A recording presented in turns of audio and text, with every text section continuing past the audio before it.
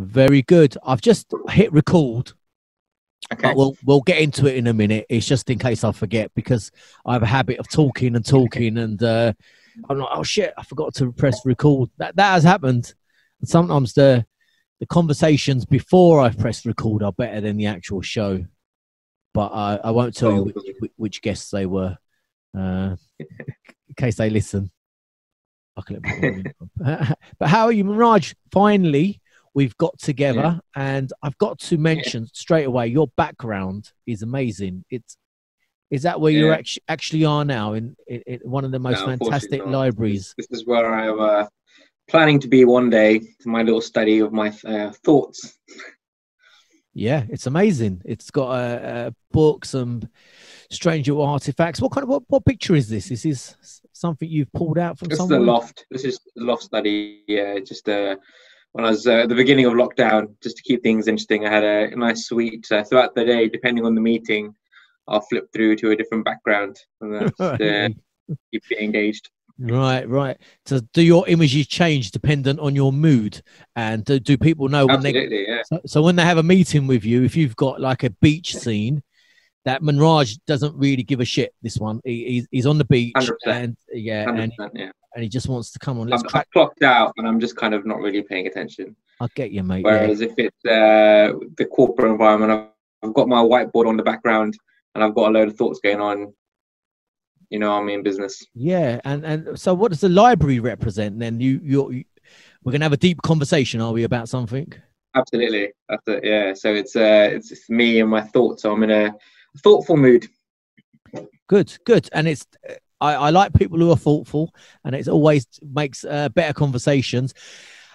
Before I begin to talk about you and the things that you've done, probably maybe not in 2020, but last year, and some of the things that have got cancelled for you, and some of the projects that you did, I want to talk about your beard. And a lot of men have grown beards, a bit like myself. I think because of being in lockdown, we've all regressed to cavemen, especially the men and some women, I must admit. And they've grown their beards. And but you took yours off. Yeah, it's a reduction. So mine was normally it's around here, and then it grew to down my chest, pretty much here. So got a bit unwieldy, and I've been contemplating for a while, because I grew my beard out 5 years ago. I haven't seen my face in a very long time. So I think, just a good reminder who's under there. How well am I aging? Am I aging like gone off milk, or am I like fine wine? So, it's good validation. Yeah. I mean, it's growing back now slowly. It's more like the person I know, because I've never seen you without a beard, and it's strange. I don't know if you've seen Planet of the Apes, the Charlton Heston one, where he shaves his beard at some point, and one of the gorillas or the monkeys says, "Well, you don't look as wise now without your beard." And there is something about a beard, isn't there? It makes someone look wiser, I think. Oh, absolutely. It's that kind of gravitas that comes with it, in terms of your presence, plus also you look a bit older and wiser. So that was one thing that was interesting, because I'm sitting down on a daily basis with like CFOs and CTOs or like FTSE 100 companies, and then with the beard adds quite a few years, and then shaving it off as low as I went, it kind of takes me back about 15 years. So I even look younger than I am. So therefore there's the element of, who is this young kid telling me how to run my business, kind of whole thing. So it's quite an interesting aspect of how it plays. Yeah. So that's quite interesting. How are you finding your growth? I grew it out of laziness, I must admit, at the beginning, because I was home. I didn't need to go into work or anything like that, into the office. So I grew it, and I really enjoy it now. I kind of I like it now, and I think I'm going to keep it. Yeah, suits you. Thank you. I think I'm going to keep it, and it's manageable. But I know at some point it gets to a certain stage where I bought some beard oil. I think that was a step for me, to buy some beard oil. I knew milestone in every man's journey. Yeah, it is, right. And so no, I'm enjoying it. But it's quite interesting. You said that people at work treated you slightly differently when you took your beard off because they thought you were younger. Well, they thought I was older, right? In terms of, because you don't really talk about age. So now I've just recently joined a new company. So again, so in the last 2 companies I've worked in, no one's ever seen me without my beard.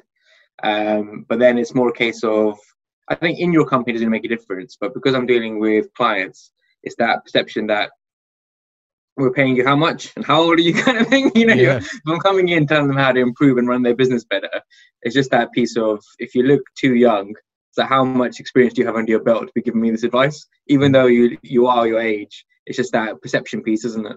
Yeah, very interesting. Quite of a weird left field question, I suppose. Talking about beards, that's how we start. It's always a bit strange on my show.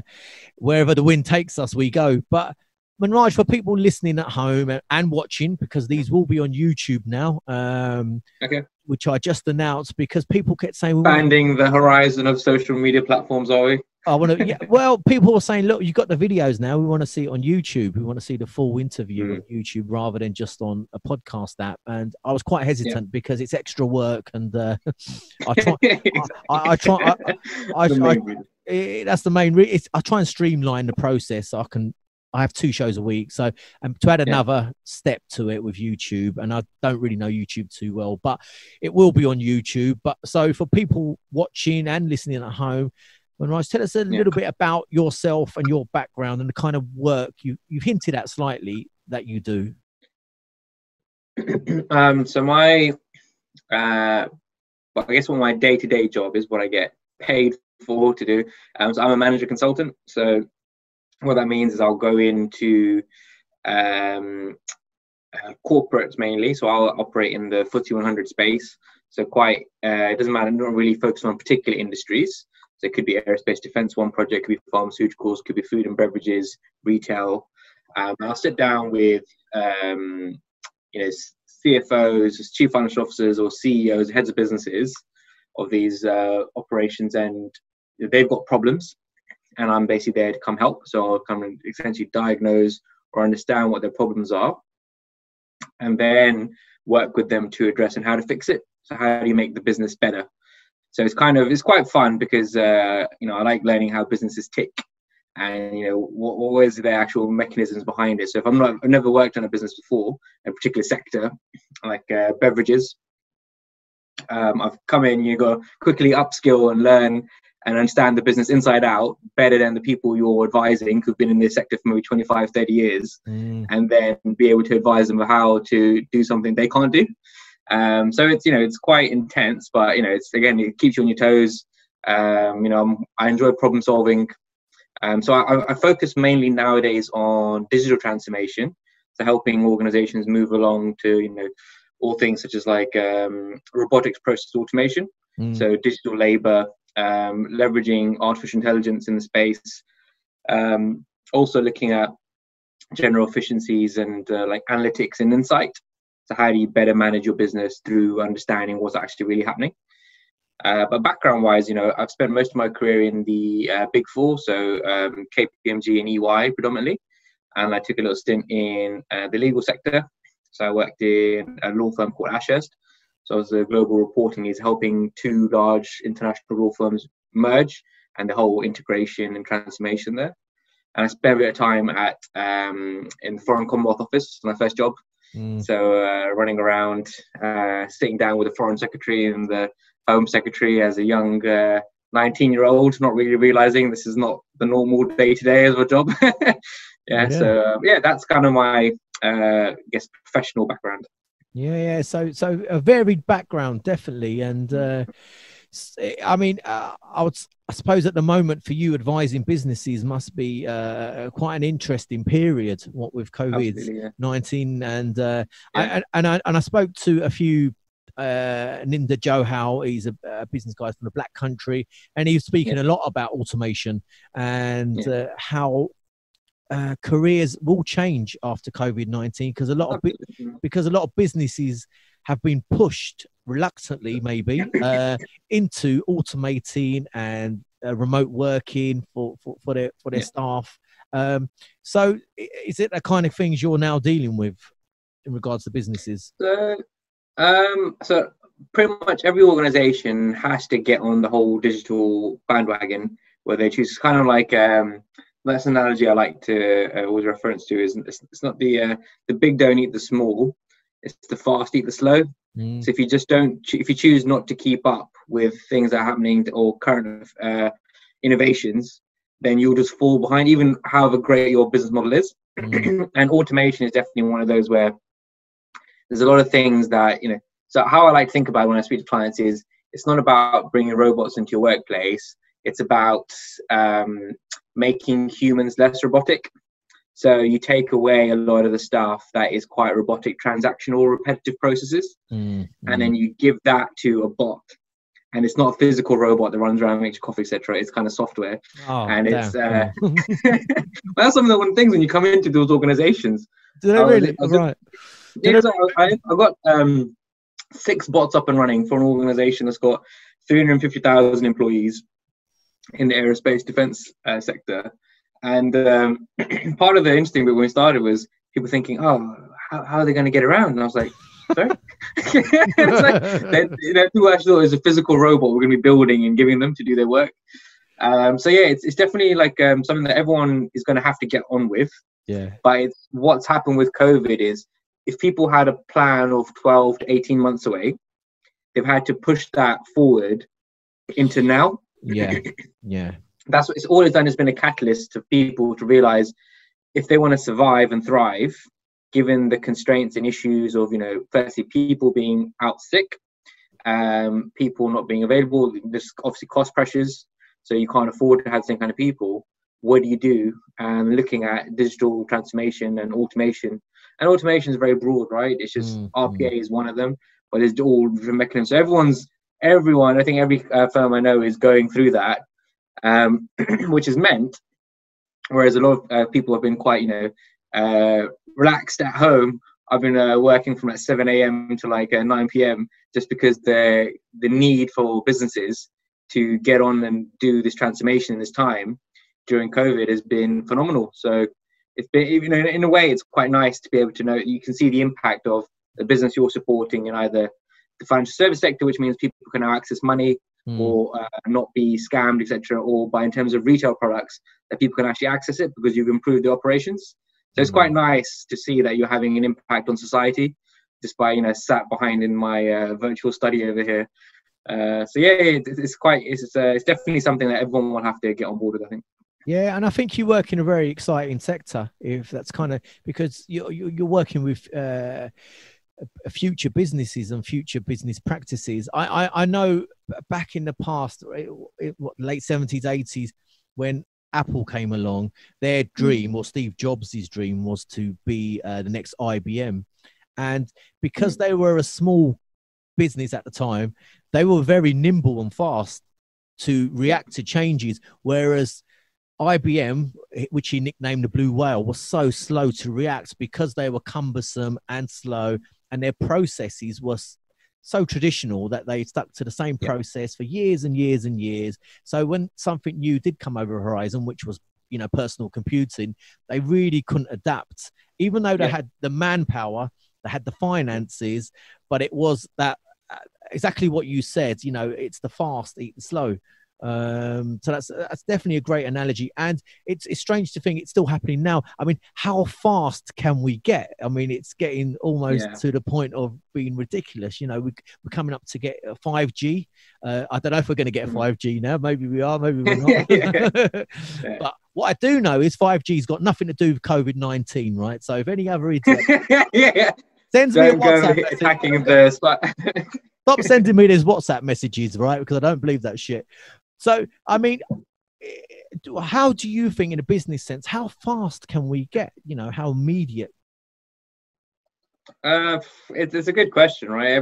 There's a constant need to innovate and thrive and grow. And as you said, like it's small businesses. So previously, with a lot of firms, you would have seen it's a clear competition market for, you know, that organization across the road, as big as we are. We're the two key competitors in this market, but because of the growth of startups and the innovation taking place, by technology that some of these firms haven't. So a lot of them you'll see just quickly, as soon as a competition comes up, any threat, you acquire them and build them in. Yeah. Either purely just take them off the market and just kill them off, or actually because they want to grow in that space. But it's definitely, it's great it's a great time for entrepreneurship. And if you've got the right mindset and idea and you know what you're doing, just to get out there and do it, because this is the time. But yeah, I mean, firms are just always going to be trying to improve, and that's why there's a lot of incubators within organizations. So they're bringing that what they would have seen as threats outside, people that don't want to work in their corporate rigid structure because they left that or never chose to work in that environment, and bringing them in-house to set up their own kind of mini companies within the company. Right. That allows them to leverage that growth. So it's a really good question, like how fast is fast enough? And I don't think from most firms, they just faster is better in the sense of where they want to get to. But there is kind of the balance of the bigger the beast, regardless of how fast some of you are working in pockets, with the bureaucracy to get through to really get out to market. Like I said, comparing to like someone who's out there who's got 100 employees, but someone's got 100,000, you can't really match the speed. And if it's all online, you've got the scale to manage all your customer data, etc. It's difficult to keep up. It is, and it's going to be interesting how these firms survive, especially as we slowly try and come out of lockdown. I mean, you've got some big brands that are really struggling, and so when I look at the small high street shops and the people that I know around where I live, I know they're going to struggle when they open up again, because unless they're service industries such as hairdressers, and they might be okay. People always need a haircut, right? But so if the small businesses are struggling, I mean, the larger ones, we've seen a few on the news, even John Lewis, Behemoth, like John Lewis, they've struggled. Things are all moving online again because we want things immediately. We don't even want to leave our house these days. We want to order. And, I remember back in the day where my wife would say, I don't want to order any clothes because I like to try them on. That's all gone out the window. She will order every type of clothes for the kids, for me, and we just buy 2 of each thing and then return them if it doesn't fit. So people have found a way around it, and I think a lot of people have been forced to go online for their groceries now. And I'm one of them. I'd done a online food delivery before COVID, and then there was me trying to get on Ocado and trying to get on Tesco, and then eventually figured out that Tesco refreshes at midnight. So I'm sat there 11:50, 11:55 trying to refresh the app. And then it goes timed out, and then I'm sat there to about 12:10, and then booking a slot for 3 weeks ahead because it's sold out in between. But now I've got into a rhythm of it, and it's pretty good. So it's the thing, it's an evolving world, and I don't think when people talk about going back to normal, we won't be going back to the old world, because it's been they say it's about 3 months for you to really have change in terms of habits and things, and it's been over 3 months now. So people have those changes in their lifestyle embedded. So people are quite comfortable. If someone figured out how to cut their own hair, I don't need a barber anymore, right? If someone's figured out how to, in their time, they figured out how to do DIY and stuff, where you might have brought an electrician or a plumber in, you're like, oh, I can do this myself now, I'm a bit of a handyman. So all these different things that just that period of time has evolved. So now the market won't be the same, and some sectors will definitely be impacted because or people have changed as well. So who you were servicing does not exist anymore. Yeah, it's interesting. And I think also psychologically, humans will change in the way we interact with each other. I have been out recently to the supermarkets, and I'm telling you, it's like a computer game, because you're trying to dodge people, and then you get them people that don't dodge anyone, and they're brushing past you. And it's like that game Pac-Man. When you had that red one that was running around after you, and it's a game, and it's quite stressful. And I'm an able person, I'm young, so I can get around the aisles very quickly. But someone who's elderly, who's in a vulnerable group, and they're trying to shop, and you've got people just sort of brushing past them, it must be very difficult for them. So I think we're going to get to a point in history books when my kids are a lot older, where it's going to be pre-COVID-19 history and post-COVID-19 history. I think a lot's going to change, and we're not fully aware. Business is just one strand of that. I think psychologically humans are going to change. Communications definitely changed. Absolutely. 3 months ago, who heard of Zoom? Yeah. You know, and as a company, Zoom were there. They were kind of a business app. Skype was the one, and Skype, it's just been blown out of the water by Zoom. And I'm sure there's going to be more. There's going to be faster connections, clearer connections once 5G comes in. We get to build them towers, and idiots stop trying to take them down. So the world is evolving. So kind of the work that you do is, I mean, you're going to be learning constantly. It's not like something you'll never stop learning yourself, because regardless of the sector, that's the dream, right? Yeah. That's what I enjoy about it. Like, you're at the heart of change, and to be servicing and helping these organizations, you're always having to adapt and learn and upskill. So it's a good thing, right? And I think we all want to thrive to be in that space of ever learning, and it's great that you're in a job that forces you to do it. I'm glad that you enjoy learning constantly, continuously, and but a lot of people don't. I think a lot of people go to school, study, they get a job, and they kind of get good at the job, competent, and they stick at it, and they don't really want to learn. Well, they may not want to learn, or they don't have the time to learn. But I think we're going to get to a society where you're going to have to constantly upskill yourself. I don't think there's going to be that job where you do for the rest of your life. You know, I don't think them jobs are around. You know, if you're a coder, you may learn coding, but 2-3 years time, it's all changed. There's a new language out. And so how important is it for you to always learn? Are you an avid reader, or do you listen to podcasts, or? Yeah, so I think I didn't realize this till a little while, because I always just assumed this is just general people, but I found out that I am actually there's one of those personality / characteristic assessment. There's 150 questions, and it's kind of rapid response, and it kind of reaffirms a number of points over and over throughout it to validate. And you come out with, it's called the Clifton Strengths, and it came out and just kind of gives you everything's a strength, but so the ones that are at the bottom 38 are just your weaker strengths.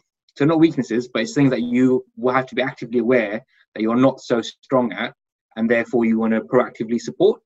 But it came out in the top 4 or 5 was like, you know, quite most of them are strategical and but strategy, forward thinking, scenario for, you know, how do I adjust to situations.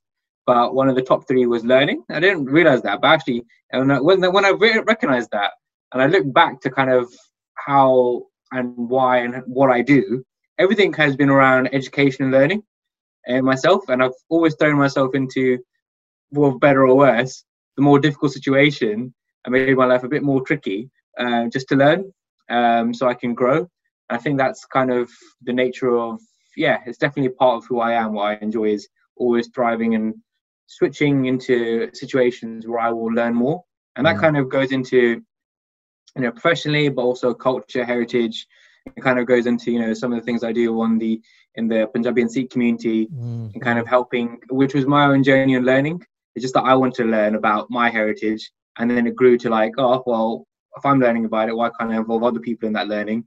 And then it grew and grew and grew, and then now the stuff we do with the mayor is all about education at the heart of it. It's learning. You've got to make it fun so people don't realize they're learning, so they won't show up. So it's kind of like it's I realized after sitting down and thinking about it, learning is kind of touching all parts of what I do and what I'm about.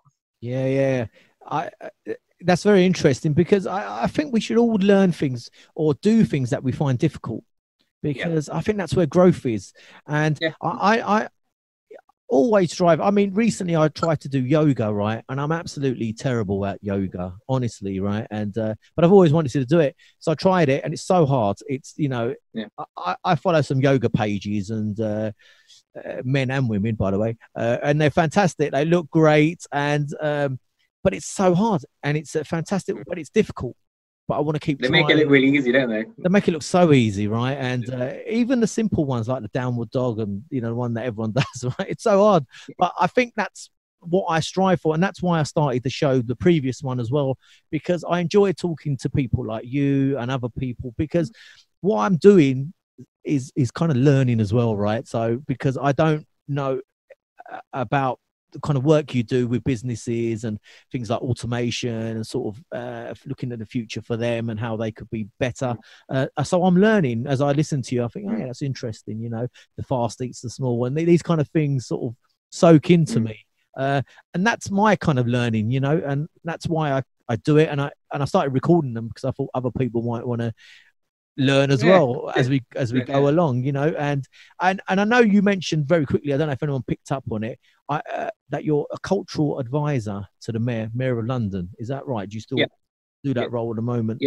So what does that kind of entail? I know myself personally what you do, but for other people that may not know, maybe who are not from London. So the purpose of the role is essentially to bring together London through culture and faith. So how do you unify and bring together a community of London with a focus on breaking down barriers and creating cohesion using culture and faith? So what we'll do is, as a team of us, and we'll organise events on Trafalgar Square.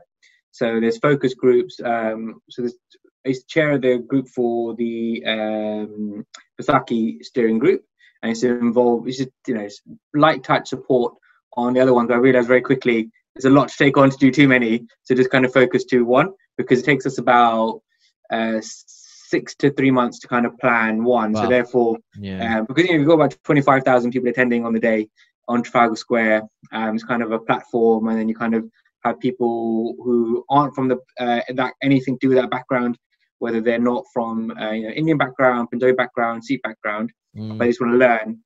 Some people just stumbled upon it because of location, and we do lots of market research during the day. We have people out there finding out how people found out about the day, and it's quite interesting because those are like Ocean. If you went somewhere else when we started in City Hall, people were coming purely for that reason. It's about 85% of people that came for the event. Whereas on Trafalgar Square, you've got about 60% that are just there because they came, but 40% are actually coming just because it's there, which is quite a nice change. So the purpose of educating people through about heritage, through music, Kirtan, food, langar, history, arts, Gatka, so the martial arts, all these different strands that all link in to this one route. And it's kind of, how do you get people engaged in all these different things in a fun, refreshing way every year? So that's kind of what we do, is kind of trying to bring the London together, but educate and celebrate cultures and communities. Fantastic. I've been to one of the events. I think I've been to a couple actually, and fantastic. And and my kids came along as well. My wife, we really thoroughly enjoyed it, and there was a lot going on. There was religious music on the stage. There was artwork, fantastic artwork from one of our mutual friends, Inquisitive, was there as well. There was a lot going on basically, and there was a mix of people there, you know, and it wasn't just Punjabi Sikh people. There was a lot of tourists there, obviously white tourists and from all over London, right? And it is a way to educate people. Again, we come back to education again, Manraj. You know, I think for humans, it's always that fear of the unknown. If you don't know someone's background, and especially in these times we live now, you know, it's that if someone's from another country or speaks another language, I don't know if it's a natural thing to always be slightly defensive because we don't know, and it's a fear. It's the unknown, isn't it? Yeah, it's a fear of the unknown. So these kind of events, you know, because I know there's turban tie-in as well, and people can see, look, this is why we tied a turban, and people can join in, and it's these kind of things because they will go home. Just for example, if they're English and white, they will go home and say, "Oh, I was in London today, and we went to this event, and someone tied a turban on me." And you know, it raises a conversation, doesn't it, in their home? And that will pass it on to the next. And you know, that's absolutely it's that ripple effect, isn't it? Yeah, and that's the positive vibe that will be sent out. So I think these events are fantastic. I think they really are. Yeah, thank you. It's been really it's really nice because like I'm saying, it's all the different activities happening on the day, but what we're quite keen on again is, if you're getting your turban tied, you're not just getting your turban tied, you're also, while you're being educated about what it means. So what does it represent to the Sikhs? why would you tie it, all these different factors. So when you come out of it, you have a clear understanding of what it represents. Yeah. And similarly with like langar, we're serving about 10,000 meals that are cooked overnight, like the night before. So, I'm usually down the Gurdwara, try to do my bit of making about a couple of hundred roti if on a good day. If I don't get critiqued by the auntie about, whether it's square or round. But, it's kind of coming out all together. And then because there's obviously large queues, we've got teams out there from teams such as Basic Sikhi who will be out there educating those who are queuing as to what it means, what it represents. We'll started doing cooking demos, so having professional chefs come in and do a stand and explain. Also, while you could learn how to cook the food, you'll also learn what it represents and how it works, and the operations of larger gurdwaras in terms of their langar and how they would do things. So trying to throughout everything, you might be enjoying the food, enjoying the color and the richness of the faith and the culture and all the turbans, the artwork, but everything along the way, we're always trying to educate in a way that is, everyone who's involved is not there to judge or preach, and that's quite an important part. It's purely, if you're interested, here's some education. If you don't want to have the education, just enjoy the day. But it's all about respect, I think. So that's an important piece around is come, enjoy, celebrate, be respectful, and hopefully you leave having learned a you didn't know before you came. If everyone did that, then I know I've achieved my goal of spreading a bit more education. No, I think you have definitely on the previous ones, and you're absolutely right, especially with things like langar, because people would ask, "Oh, we don't want to just say, look, this is free food. Here you go, it's free food. It's free." I mean, that's not obviously what it is, right? It is free because you don't pay for it, but there is a lot more to it, and it's not just. I don't think it's not just non-Punjabi Sikh people, because even our community needs that education as well. So even myself, I still learn things that I don't know. I'm 44 and I still don't know everything. So I always like to learn about. There's always an interesting piece around when it's something that's from within your own history or community, and because you've grown up around it, but no one's really ever educated you about it, or you've not sought to. You kind of sometimes switch off to it as well. Whereas if it's completely new, so you go to China tomorrow and you're sat there and someone explains to me, you'll be switched on because you're like, oh, no, this is completely new to me, right? Someone comes from a completely different background, they're sometimes a bit more keen to learn, engage. Whereas if you're kind of aware, you kind of think you know, even though there might be wrong information. So you find that where there's people who, I'm not saying all people, but there are people in the community that will choose not to for that reason. Because it's kind of, I'm switched off because I've written around it. And therefore we find there's people, if you gave two people, one person who's never seen it before in their life and someone who's been around it, you find the person who's completely new to it will absorb and take it away more. Oh, absolutely. Especially, I know my hometown Gravesend, there's a couple of Sikh converts, let's put it that way, who are not Punjabi or Asian, they're English, or I think one's Polish. They know so much. They know so much, right? Because they've completely invested in this and they want to learn everything, and they know way more than me. And one of the guys was doing Gatka as well, and he knew the history of why we do it, and it was amazing talking to him. And I was slightly embarrassed for myself as well as I walked to because I didn't know as much as him. But that's exactly what you're saying, because if you're not from that and you go to China, you're right. You would try and learn as much as you can, and what are we looking at here, and so I think it's a fantastic way of teaching people, because Again, I don't know if you ever look in sort of the education sector, because I think that's going to change a lot, because especially my kids are 7 and 5, and they're still kind of doing the old style curriculum of, they've got these set bits of work to do, and they do their maths, English, and, arts, and a bit of PE. They always do a little bit of PE. I'm not really happy about that. But anyway, but I think that with this COVID, they've gone into smaller bubbles of 10, So that 10 stick together within. And my youngest daughter has thrived so much because she's getting more interaction one-to-one. Her reading's just fantastic now. She's a really good little reader, right? And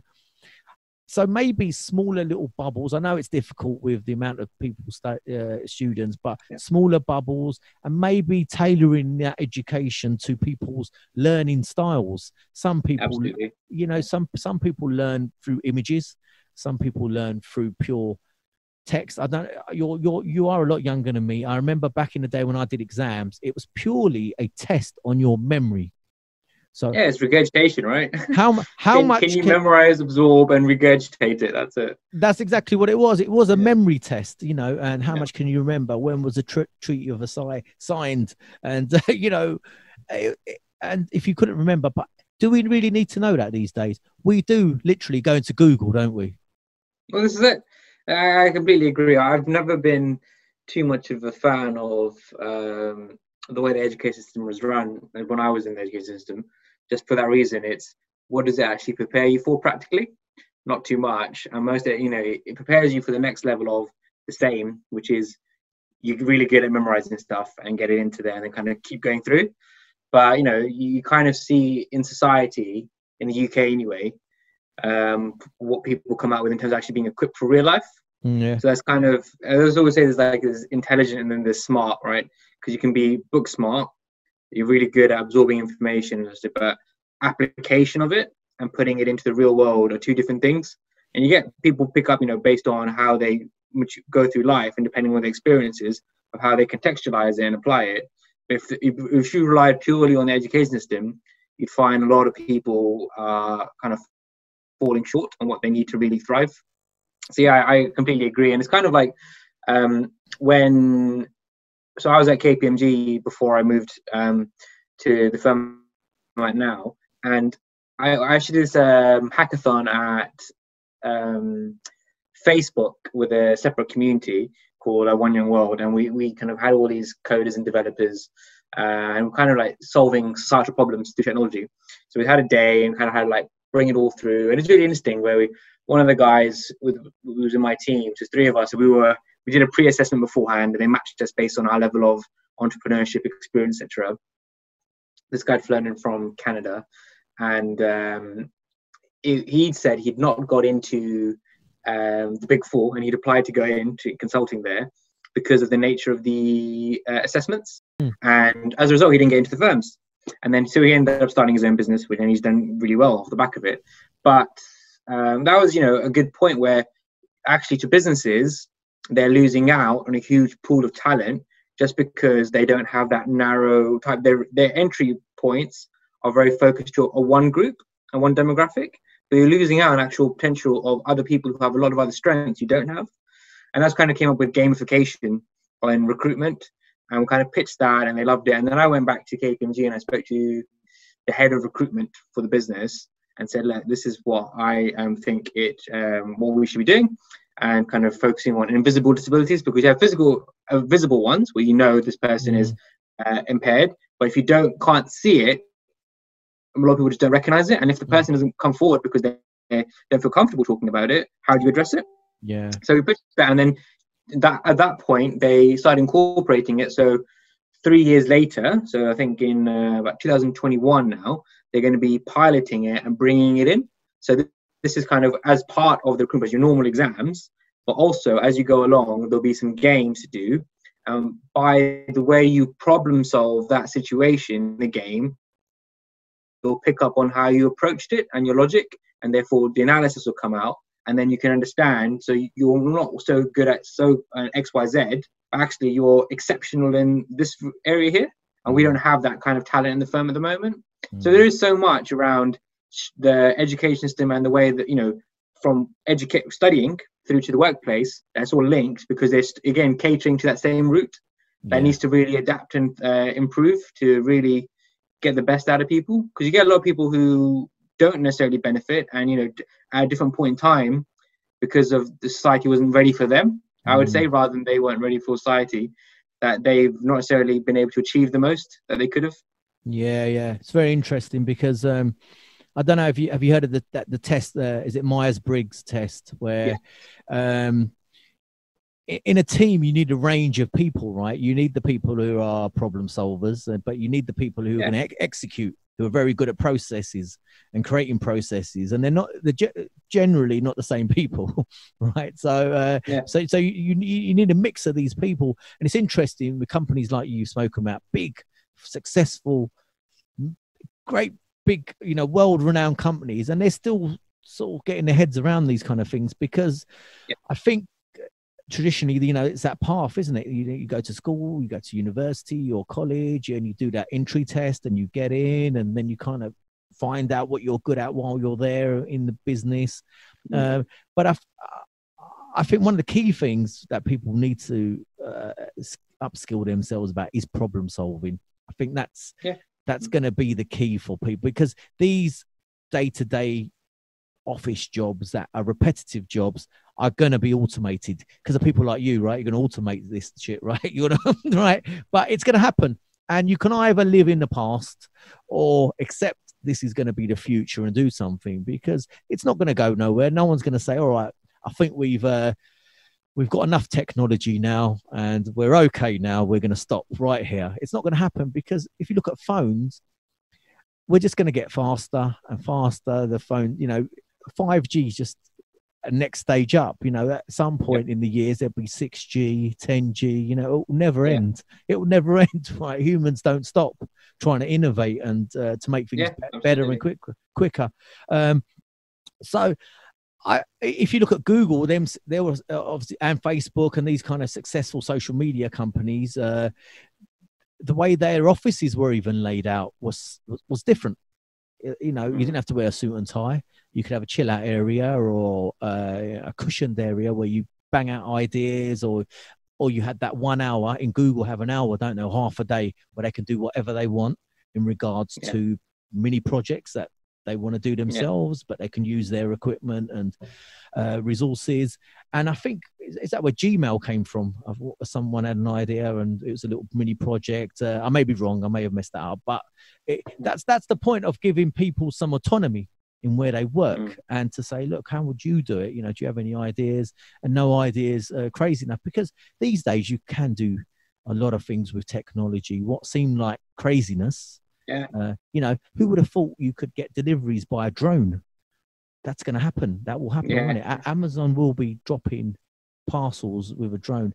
I mean, my cheesecake will be splattered on my front door. Yeah. Can you grocery shop? Your eggs are going to be Pizzas flying through my window. But I mean, 10 years ago, that would have seemed like science fiction to even me and you. I mean, even talking here on Zoom, it's still kind of weird, isn't it? Really, you're all the way down south. I'm up here, up in Yorkshire, but it works, and it's only going to get better. I know we mentioned about the cultural advising for the mayor as well. I thought you didn't really pick up on that. You talked about Vasaki, but I mean, how do you get that kind of job? People out there going, I could do that. I could be a cultural advisor to the mayor. They can't, by the way. I know they can't. You know they can't. Come along. Let's see how well you do. But but no, they can't. Manraj, you're too kind. I'll say it. They won't. They can't do it. It's hard, and there's a lot going on in London, right? And if you're a cultural advisor, you've got your work cut out at the moment. So leave it to the experts like you. It kind of how it came along actually was as the kind of that route of it, the kind of education, I suppose.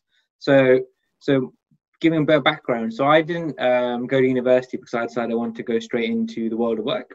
Partly because I wanted to make sure I could contribute to home because of the financial situation at home. Because I'd rather be supporting, giving back there, and also not creating any new debt, etc. And I kind of made a call, which was, I thought at that stage when I was about to go into university, I thought 3 years from now, the barriers to entry for getting a degree are quite low now.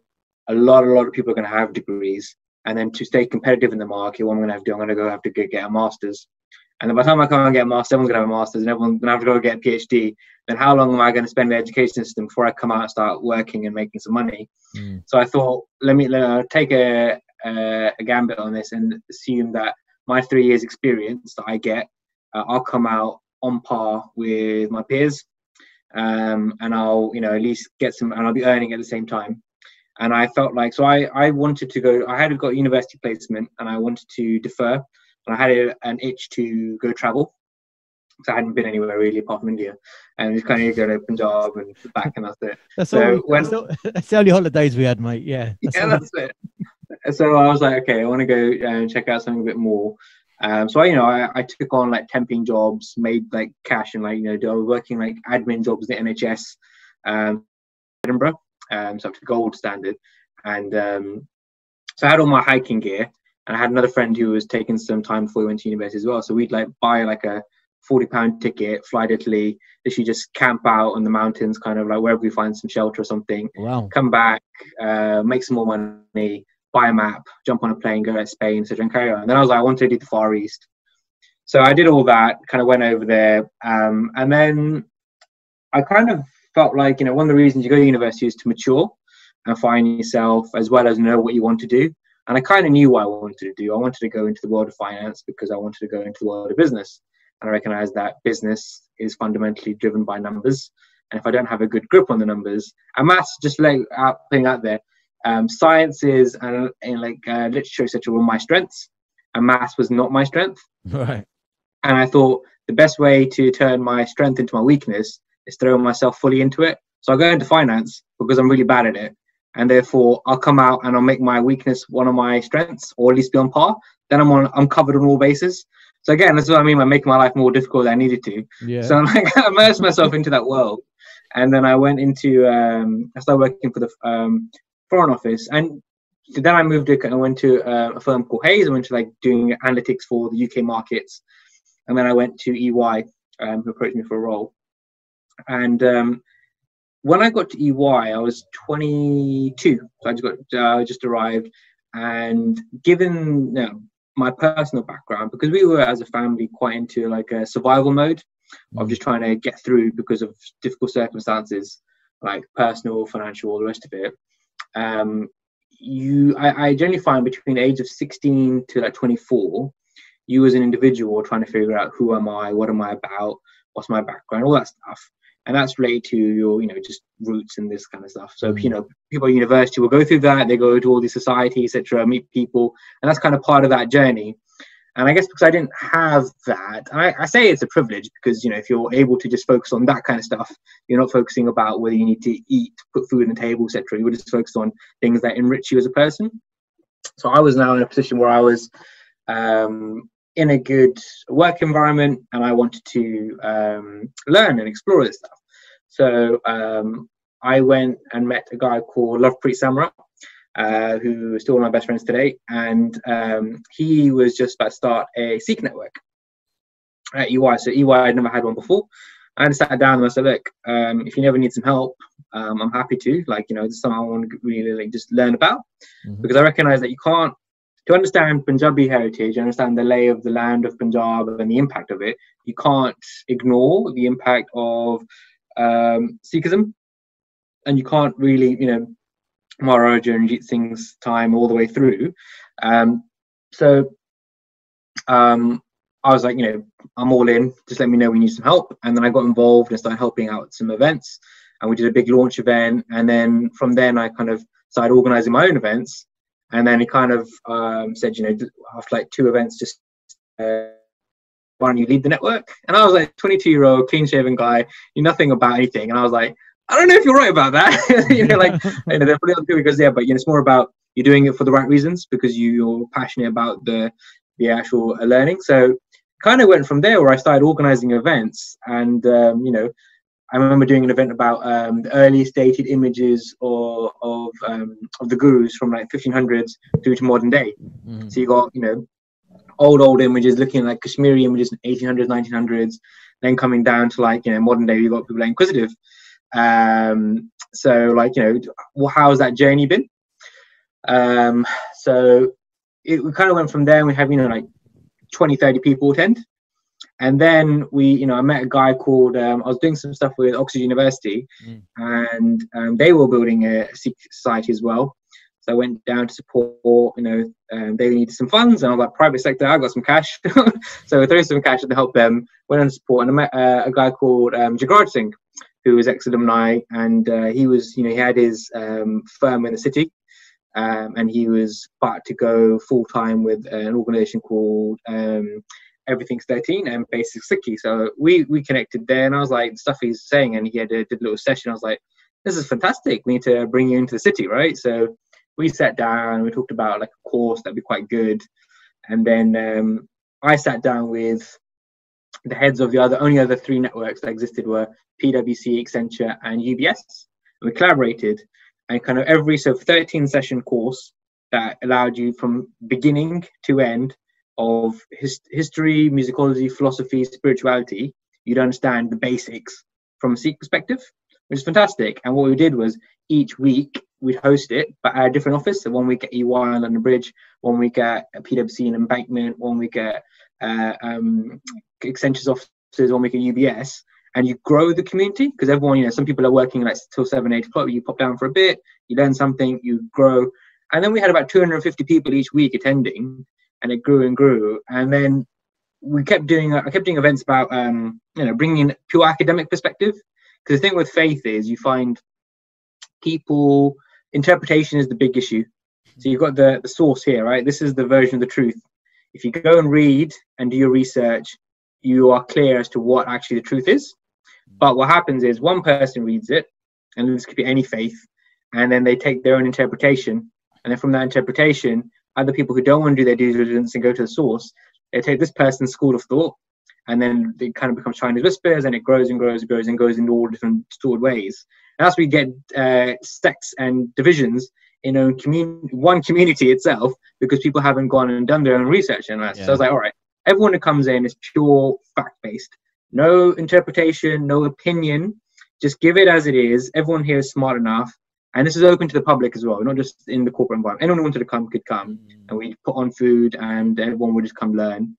And it was everyone, we got people from like Harvard, Yale, Oxford, Cambridge, academics coming in, giving this perspective, and it grew and grew. And then we grew from 25 members to 6,500 in 2 years. So it became the UK's largest corporate faith-based institution, which is really good, right? Kind of going to that level where we were able to give artists a platform and this kind of stuff. So we made it quite fun as well, and we were supporting students, so university students who wanted to get an insight.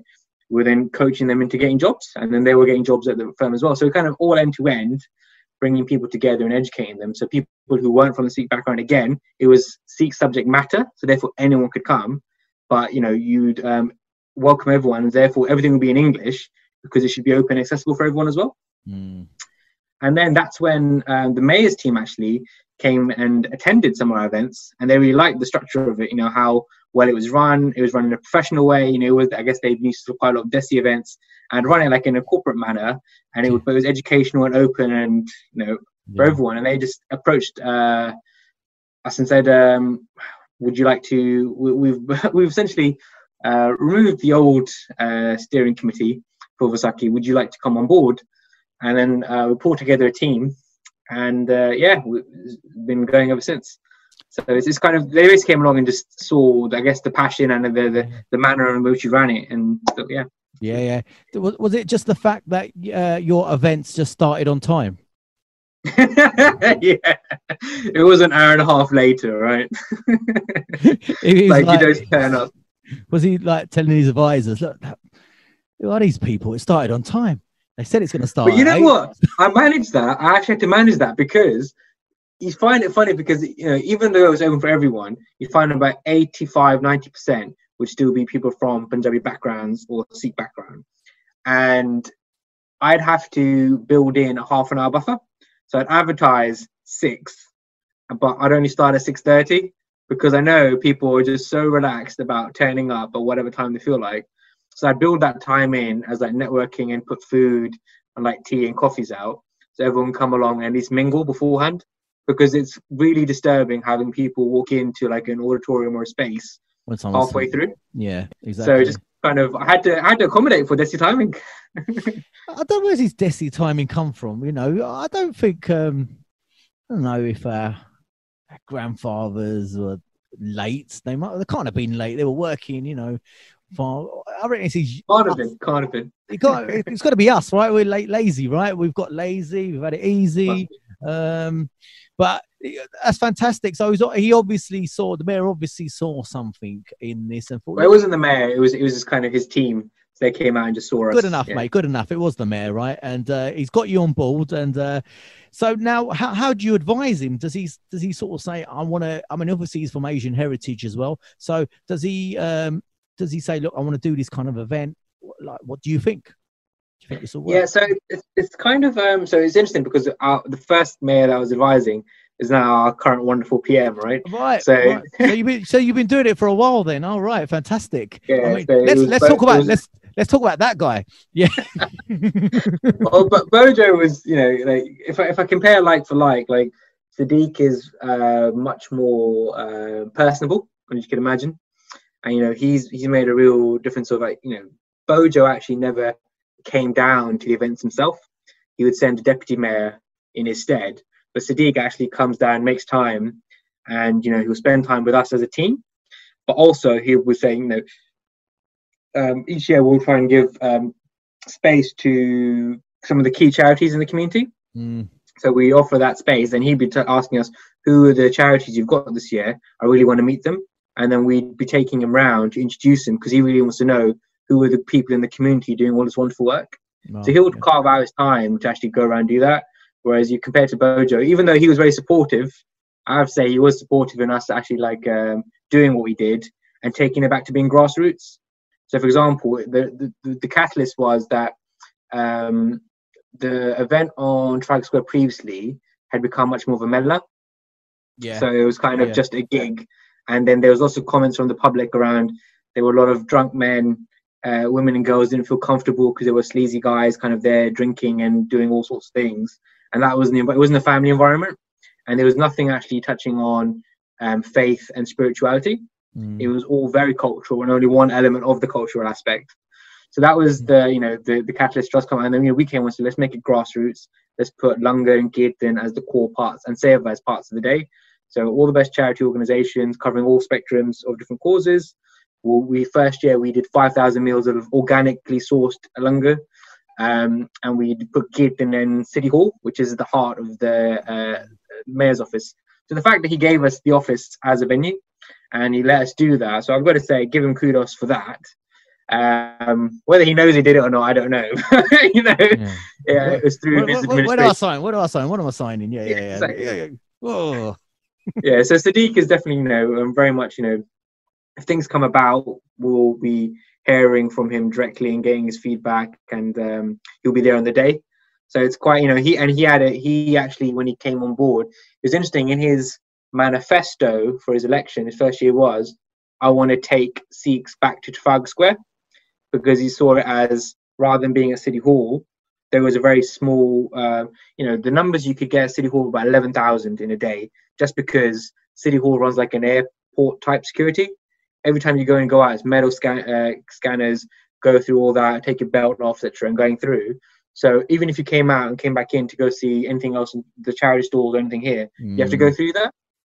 Whereas Trafalgar Square, 11,000, 25,000 capacity in a day is a big difference. Yeah. So he kind of recognized the fact that the other communities were holding their events on Trafalgar Square, feeling as if they were not as the same, being prioritized in the same way. So kudos to him in the sense of taking that step and actually putting it into his manifesto and then actually following through with it, even though some of us weren't too pleased about it initially, because actually the platform of Trafalgar Square is more difficult to focus around the education awareness, because you've got a big fat stage, and what do you do on a stage? You entertain, and then you have expectation, whereas the whole thing is about being more, if you want interested in food, if you're interested in music, if you're interested in arts, you go all different places. Yeah. I mean, the one in City Hall, that's the one I went to. the sort of geography of the area, you kind of have to go down these slopes, and then you have to go towards a building. You can be up this kind of hill, and you can see the stage. And one of my friends plays drums in the band. I've forgotten their name now. He's going to kill me. Something Roots, and Golden Roots. Golden Roots. He's going to absolutely kill me. He's one of my best mates, and he plays the drums for them. And I can see how that was kind of experienced. I remember walking around there. You could go to this area, and this is where you learn about this. Whereas Trafalgar Square obviously a square and a stage. Yeah. And like you said, what do people do when they come to a stage? They just stand up and look at a stage all day, right? And entertain me. And but it's interesting, sort of differences between the mayors. And like you said, kudos to Boris Johnson. I'm not, he did support in his own way, however he did it, he did support in the early days. And Sadiq Khan, who I mean, I don't live in London or live near London anymore, but he seems to get this press that so anti him, and I sometimes don't know why, because to me he seems absolutely reasonable, intelligent. He seems fine. He's quite clear when he talks, and he actually talks like like your mate, a bloke, that rather than a politician who comes out with his words and never really answers a question. He's from Tooting, isn't he? So it seems like a guy from Tooting, who just has the purse strings for events like yours, But he seems to get this, especially from the media. And I always think, why is he? They're not really talking about his sort of record in office. They talk about knife crime and they blame it on Sadiq Khan, and they talk about congestion charges. So Sadiq Khan again, it's a big area. It's it's one of the most important cities in the world, right? And I think he's doing a good job, and so I think, this is my own belief, by the way, that is the media slightly anti Sadiq Khan, mainly because he is Asian. Yeah, I'm sure there's elements of that depending on which press outlet it is, because that some of them have got inherent bias within them, and they leaned also, some of them are towards one political party than the other. Yeah, which that is kind of expected. But I think it just comes to territory, like whether you're PM, whether you're a mayor, those are two very high profile roles, and anything going wrong in society in your jurisdiction, you come under fire, whether you can influence it or not. So it's just kind of, who do you blame? The person who's somewhat in control. So there's elements of no one can get everything 100% right. No, we all make mistakes. So he's human as well, and it's also based on the advice and guidance he gets from his team around him. Yeah, I think it's always. I mean, from the right wing press, I understand that's the way the world works, right? And they're going to push on any Labour mayor that we have. But if there's, we had a few terrorist incidents and I think that's when they sort of really raise, their level of vitriol towards him, I think. And, especially reading up, because I live in the north now, and it's quite interesting to kind of read articles when you're up north from a different perspective, and they do look at London as kind of, it always goes on in down London, and they've got this and they've got that. All the money's down there, all the jobs down there. No one cares about us. It's kind of partly true, I suppose, as well. But this recent elections changed all that, because they knew a lot of the votes were coming up from the north, right? So now the north is the friend, right? Of exactly. When you need them. When you need them, right? So let's see how long that lasts. But I mean, I think it's fantastic. So you're going to obviously do more events next year, I hope. So we were trying to actually see whether we could do a virtual event for Vasaki this year. But I think it became a case of, if they did it for one community, this is the capacity of the team essentially, that they were just so focused on firstly the elections and then COVID, so that it became, you'd have to replicate that for every other event that would be in the diary. So St. George's, Easter, for Chinese New Year, for Diwali, Eid, so everything that's coming through, you would then have to dedicate the team to create one of those. And essentially, they don't have the capacity, which is fair. They're under quite a lot of budget constraints, and therefore the team becomes smaller and smaller each year. And then that team organises everything up to the New Year's in London. So that's kind of the whole operation of cordoning off all the fireworks, all the entertainment, and everything else that happens in between. So they basically they never get a rest. They work Saturdays, Sundays as well. So it becomes an issue. So it was fine. It would have been nice to do something, but it became difficult overall. I think generally everyone struggled initially of how do you really do these kind of big events virtually. I think even that Zoom is there, it's still like we thought about, even if you had like live music on Zoom, the problem with it is if you did it, you have to pre-record it, because if something with Zoom is that if one person's talking over another, the other person will go muted, and therefore you can't get the music in sync. Yeah, so it's very difficult. I've had a few guests on here who are singers, and they've sung a few lines, and it didn't work. I'll be honest with you, because it kept cutting out, and it just doesn't work. But I mean, for next year, hopefully, I know it takes a lot of planning these events. It doesn't, I know when people turn up to these events and they kind of, oh, it's rubbish. Oh, I don't like it. And I was thinking, people like that really annoy me, because I think this event wasn't made for you. All right. So if you don't like it, jog on, go home. But months and months of work, you got a lot of stakeholders involved. You got the police, the council, so a lot goes into it. So for next year though, you must be contemplating some planning now. Must be in your head. So we'll probably usually start around October, because just that gives us a good lead time. But sometimes, based on the mayor's office, they don't have the capacity to even engage in discussion. We'll be as a team planning ahead, but again, it's without understanding all the different nuances that take place in between. So when we're sitting down, sometimes we have to do in 6 weeks, which is pretty ridiculous. So if we're planning for mid-April, we're kind of being fully aligned with the mayor's office beginning of March. Wow. Which means if I'm working till about 8-9 o'clock, I'm then continuing to work. I'll stop, pause, have some food, and then continue working till about 1-2 o'clock, because it has to be done. There's no one else that will do it, and if it falls apart, who suffers? The community. So it's kind of you kind of have to do it, and then your weekends get. It's fine, because at the end of the day, the team that are involved, we all enjoy this, and we're doing it for the same passion, which is how can we educate and inspire and increase awareness of what's happening there. And it's a one day in the year where we kind of allow everyone to have such a great location. We come together and celebrate the community itself. Yeah. So it's it becomes ideally we'd like to have more time. But sometimes we are given hardly any time. So it all varies every year as to how much planning we get to do. Yeah. So within your team, who's the boss? Who's the head honcho? Because I worked in teams in my time, and there's always one. You get a group of 10 people. There's always that one, right, who's either late or who thinks he's right or she's right.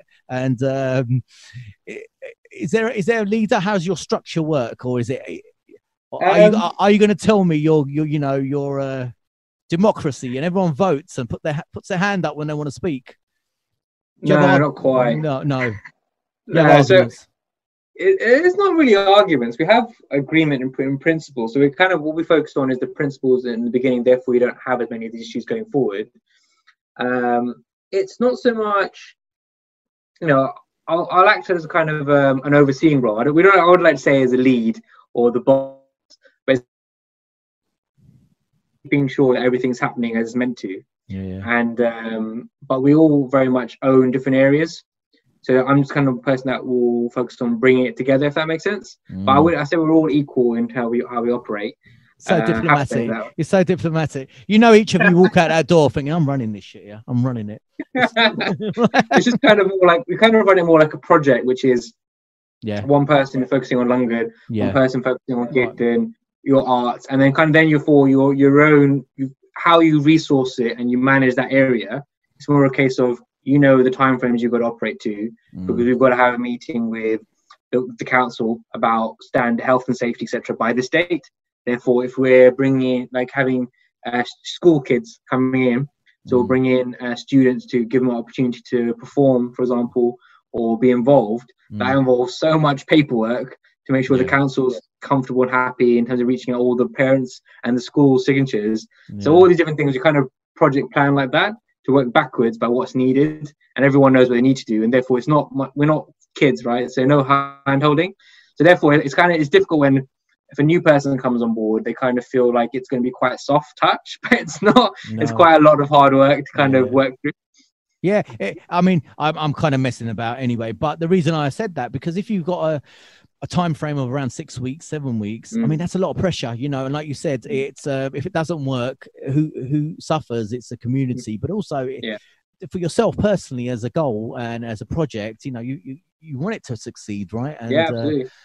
So that's kind of what I was asking. When you've got a short time frame, there's a lot of pressure on, you know, but obviously, like you've explained, now you break it down into certain roles, and this is your area. So if the langar is not spot on the day, who was doing the langar? Yeah, absolutely. Absolutely. We know who to play. Weren't me. I was overseer. What's the good thing about it is, because we're kind of all become really good friends, whether we knew each other necessarily at the beginning or not, through kind of, I think through Seva, you really build, I personally have built a lot of really strong bonds, because you're not doing it for any personal gain. You're really just purely doing it to help someone else that you don't even know.